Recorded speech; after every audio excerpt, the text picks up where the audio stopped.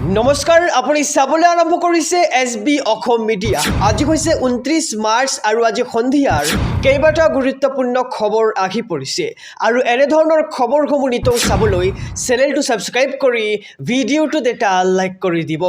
জনাইছোঁ আজিৰ প্ৰথমটো ব্ৰেকিং নিউজ। অহা 1 এপ্ৰিলৰ পৰা সলনি হ'ব অনলাইন পে'মেণ্টৰ নিয়ম। ৰিজাৰ্ভ বেংক অফ ইণ্ডিয়াৰ ডাঙৰ ঘোষণা।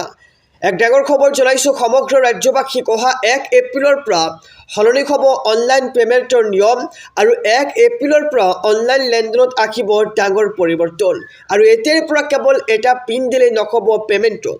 প্ৰতিটো ডিজিটেল পে'মেণ্টৰ বাবে লাগিব 2টা স্তৰৰ প্ৰমাণীকৰণ। আৰু পিন চুৰি হ'লেও OTP বা বায়'মেট্ৰিক অবিহনে উলিয়াব নোৱাৰিব টকা। পিনৰ লগতে বাধ্যতামূলক হ'ব OTP বা আঙুলিৰ ছাপ। আৰু অনলাইন জালিয়াতি আৰু হেকিং ৰোধিবলৈ RBIৰ এই কঠোৰ পদক্ষেপ। আৰু এতিয়াৰ পৰা পে'মেণ্টৰ বাবে বাছি ল'ব পাৰিব নিজৰ পচন্দৰ সুৰক্ষা বিকল্প। এক ডাঙৰ খবৰ জনাইছোঁ। আৰু ঘৰুৱা লেনদেনৰ বাবে অহা 1 এপ্ৰিলৰ পৰা বলৱৎ হ'ব এই নতুন নিয়ম। অনলাইন জালিয়াতি আৰু হেকিং ৰোধিবলৈ RBIৰ কঠোৰ পদক্ষেপ। যিহেতু দেখিবলৈ পোৱা যায় যে বহু ক্ষেত্ৰত অনলাইন হেকিং ছিষ্টেম আহি পৰিছে মানুহৰ পৰা ধন সৰকাই লয় আৰু এনে ধন সৰকোৱাৰ পৰা বিৰত ৰাখিবৰ বাবে এনে পদক্ষেপ গ্ৰহণ কৰিছে ৰিজাৰ্ভ বেংক অফ ইণ্ডিয়াৰ ফালৰ পৰা। আৰু এতিয়াৰ পৰা পে'মেণ্টৰ বাবে বাছি ল'ব পাৰিব নিজৰ পচন্দৰ সুৰক্ষা বিকল্প। আৰু অহা 1 এপ্ৰিলৰ পৰা ডিজিটেল লেনদেন কৰোঁতে সাৱধান থাকক আৰু ধন সুৰক্ষিত ৰাখক আপুনি। আৰু অহা 1 এপ্ৰিলৰ পৰা সলনি হ'ব অনলাইন পে'মেণ্টৰ নিয়ম। 1 এপ্ৰিলৰ পৰা অনলাইন লেনদেনত আহিব ডাঙৰ পৰিৱৰ্তন, যি আমি জনাইছোঁ আমাৰ সমূহ দৰ্শকক। জনাইছোঁ ৰাজনৈতিক প্ৰেক্ষাপটৰ এটি খুবেই ডাঙৰ খবৰ। এইবাৰ কংগ্ৰেছক মুকলি সমৰ্থন মৌলানা বদৰুদ্দিন আজমলৰ। কংগ্ৰেছে চৰকাৰ হওক বুলি এইবাৰ বদৰুদ্দিন আজমলৰ সমৰ্থন দেখিবলৈ পোৱা গৈছে। এক ডাঙৰ খবৰ জনাইছোঁ সমগ্ৰ ৰাজ্যবাসীক। নিৰ্বাচনৰ প্ৰাকক্ষণত এইবাৰ কংগ্ৰেছক মুকলি সমৰ্থন কৰিছে মৌলানা বদৰুদ্দিন আজমলে। আৰু আমাৰ ইচ্ছা কংগ্ৰেছে চৰকাৰ গঠন কৰক অসমত আৰু আমাৰ ইচ্ছা বিজেপি ইয়াৰ পৰা যাওক। নিজৰ ইচ্ছাৰ কথা সদৰি কৰি এইবাৰ আজমলে ঘটালে এক ডাঙৰ বিস্ফোৰণ। কিন্তু ইচ্ছা পূৰণ কৰিব পৰা নাই কংগ্ৰেছে। ৰাজ্যসভাতো আমাৰ সৈতে মিত্ৰতা কৰিব লাগিছিল কংগ্ৰেছে। আৰু এইবাৰ নিৰ্বাচনৰ প্ৰাক মুহূৰ্তত কংগ্ৰেছক লৈ মুকলি সমৰ্থন কৰিছে মৌলানা বদৰুদ্দিন আজমলে। আমাৰ ইচ্ছা এইবাৰ কংগ্ৰেছে চৰকাৰ গঠন কৰক আৰু আমাৰ ইচ্ছা বিজেপি ইয়াৰ পৰা যাওক বুলি মন্তব্য কৰিছে মৌলানা বদৰুদ্দিন আজমলে। আৰু নিজৰ ইচ্ছাৰ কথা সদৰি কৰি আজমলে ঘটাইছে পুনৰ মহা বিস্ফোৰণ। আৰু নিৰ্বাচনৰ প্ৰাক মুহূৰ্তত এইবাৰ কংগ্ৰেছক মুকলি সমৰ্থন কৰিছে মৌলানা বদৰুদ্দিন আজমলে। জনাইছোঁ ৰাজনৈতিক প্ৰেক্ষাপটৰ আৰু এটি ব্ৰেকিং নিউজ ডাঙৰ খবৰ। সমাগত 26ৰ বিধানসভা নিৰ্বাচন আৰু এইবাৰ ৰাজ্যত আৰম্ভ হৈছে হাই ভল্টেজ নিৰ্বাচনী যুদ্ধ। সৰ্বশক্তি প্ৰয়োগ কৰি সাজু হৈছে শাসক বিৰোধী। প্ৰতিদিনেই হেভিৱেট নেতাৰ নিৰ্বাচনী প্ৰচাৰ দেখিবলৈ পোৱা গৈছে সমগ্ৰ ৰাজ্যজুৰি। আৰু এইবাৰ শক্তিশালী ৰূপত যুঁজ দিবলৈ সাজু হৈছে অগপৰ সভাপতি অতুল বৰা, কাৰ্যকৰী সভাপতি কেশৱ মহন্তৰ প্ৰচাৰ দেখিবলৈ পোৱা গৈছে। অগপ সভাপতি অতুল বৰাৰ বোকাখাটৰ পৰাই টাৰ্গেট অখিল গগৈক। আৰু বিলাসীপাৰা বঙাইগাঁৱত চলাইছে হাই ভল্টেজ প্ৰচাৰ। জনাইছোঁ আৰু এটি ব্ৰেকিং নিউজ ডাঙৰ খবৰ। এইবাৰ AIUDFৰ সভাপতি মৌলানা বদৰুদ্দিন আজমলৰ কেতবোৰ বিস্ফোৰক মন্তব্য। 26ৰ বিধানসভা নিৰ্বাচনৰ পূৰ্বে এইবাৰ মুখ্যমন্ত্ৰীক কটাক্ষ কৰি কেতবোৰ মন্তব্য কৰিছে মৌলানা বদৰুদ্দিন আজমলে। আৰু যি মন্তব্যই সমগ্ৰ ৰাজ্যজুৰি এতিয়া তীব্ৰ উত্তেজনাৰ সৃষ্টি কৰিছে। বদৰুদ্দিন আজমলে কৈছে যে বিধানসভালৈ আহি আছোঁ মই আৰু মুখ্যমন্ত্ৰীৰ কামিষাৰ ভাঙি টুকুৰা টুকুৰ কৰিবলৈ। এনে মন্তব্যই এতিয়া ৰাজনৈতিক মহলত সৃষ্টি কৰিছে তীব্ৰ উত্তেজনাৰ। জনাইছোঁ সবিস্তাৰে খবৰ। মুখ্যমন্ত্ৰীক পুনৰ ধমক এইবাৰ মৌলানা বদৰুদ্দিন আজমলৰ। হাত ভৰি ভাঙি চুৰমাৰ কৰি দিয়াৰ পোনপটীয়া ধমক মুখ্যমন্ত্ৰীগৰাকীক।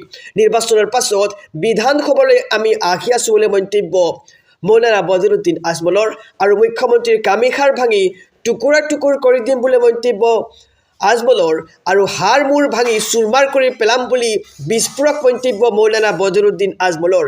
লগতে তেওঁ কয় যে আগতীয়াকৈ ডাঙৰ চিকিৎসালয় সাজু কৰি ৰাখক, লগতে হেলিকপ্টাৰ নাইবা বুক কৰি ৰাখক এয়াৰপ্লেন।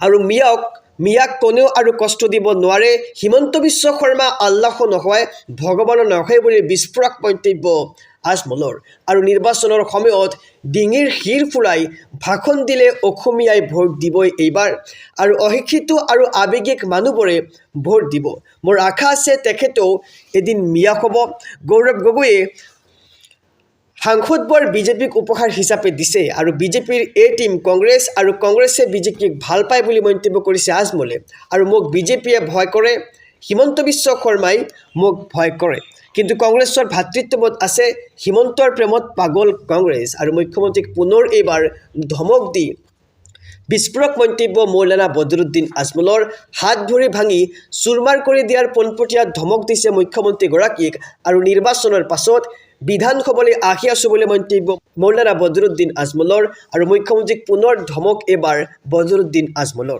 জনাইছোঁ আৰু এটি ব্ৰেকিং নিউজ ডাঙৰ খবৰ হিন্দু মুছলমানৰ ৰাজনীতিত এইবাৰ অতিষ্ঠ বিজেপি ত্যাগ সুভাষ চন্দ্ৰ বসুৰ নাতিয়েকৰ এক ডাঙৰ খবৰ জনাইছোঁ সমগ্ৰ ৰাজ্যবাসীক হিন্দু মুছলমানৰ ৰাজনীতিত অতিষ্ঠ হৈ বিজেপি ত্যাগ সুভাষ চন্দ্ৰ বসুৰ নাতিয়েকৰ বিস্ফোৰক পোষ্ট লিখি বিজেপি ত্যাগ কৰিছে এইবাৰ চন্দ্ৰ কুমাৰ বসুৱে বিজেপি যোগ দিয়াটো আছিল আমাৰ ঐতিহাসিক ভুল আৰু এই ভুল মই সময়ত উপলব্ধি কৰিবলৈ সক্ষম হ'লোঁ বুলি মন্তব্য যি দলৰ উদ্দেশ্য কেৱল নিৰ্বাচন জিকা আৰু ভোটাৰৰ মাজত মেৰুকৰণৰ সৃষ্টি কৰা দেশৰ ভোটাৰৰ মাজত সাম্প্ৰদায়িক বিভাজন ঘটোৱাই এই দলৰ লক্ষ্য আৰু এয়া মোৰ বাবে সহনশীল নহয় আৰু হ'বও নোৱাৰে দেশ ধ্বংস কৰিব বিচৰা বিভাজনকাৰী শক্তিক আমি পৰাস্ত কৰিব লাগিব পশ্চিমবংগৰ বিজেপি নেতা এইবাৰ চন্দ্ৰ কুমাৰ বসুৱে এনে মন্তব্য কৰিছে হিন্দু মুছলমানৰ ৰাজনীতিত অতিষ্ঠ হৈ বিজেপি ত্যাগ সুভাষ চন্দ্ৰ বসুৰ নাতিয়েকৰ আৰু বিস্ফোৰক পোষ্ট লিখি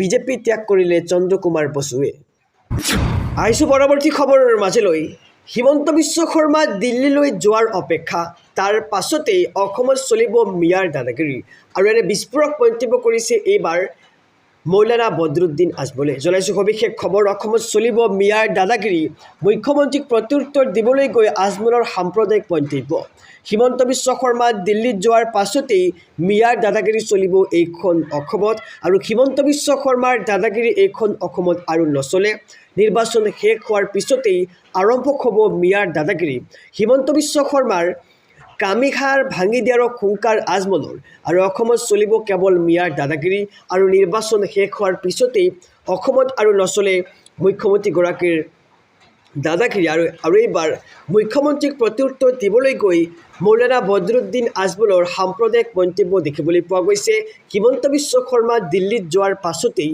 মিয়াৰ দাদাগিৰি চলিব এইখন অসমত আৰু হিমন্ত বিশ্ব শৰ্মাৰ দাদাগিৰি এইখন অসমত নচলে বুলি সাম্প্ৰদায়িক মন্তব্য কৰিছে এইবাৰ মৌলানা বদৰুদ্দিন আজমলে।